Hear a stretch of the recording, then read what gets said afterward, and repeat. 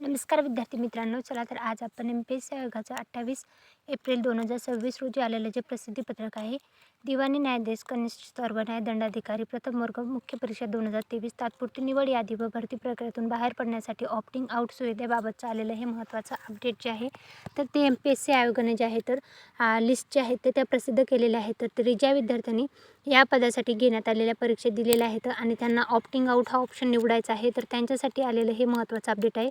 Opting out जे आहे तर ते 29 एप्रिल 2026 पासून 5 मे 2026 पर्यंत जे आहे तर ते चालू राहणार आहे. त्यामध्ये काही शंका आल्यास तुम्हाला टोल फ्री क्रमांक आणि ईमेल आयडी देण्यात आलेला आहे. तुम्ही तांत्रिक अडचणी त्याच्यावर विचारू शकता. ही होती एम-पी-एस-सी आयोगाची आलेली जी 28 एप्रिल 2026 रोजीची अपडेट आहे. त्या संदर्भातली अपडेटेड माहिती जे उमेदवार सिलेक्शन लिस्टमध्ये पात्र झालेले आहेत, ज्यांना ऑप्टिंग आउट करायचं त्यांनी ऑप्टिंग आउट करून घ्या आणि ज्यांना ऑप्टिंग आउट नाही करायचं सिलेक्शन लिस्टमध्ये नाव आहे तर त्यांनी डॉक्युमेंट तयार ठेवा. ही होती एम-पी-एस-सी आयोगाची नवीन update. Thanks for the watching.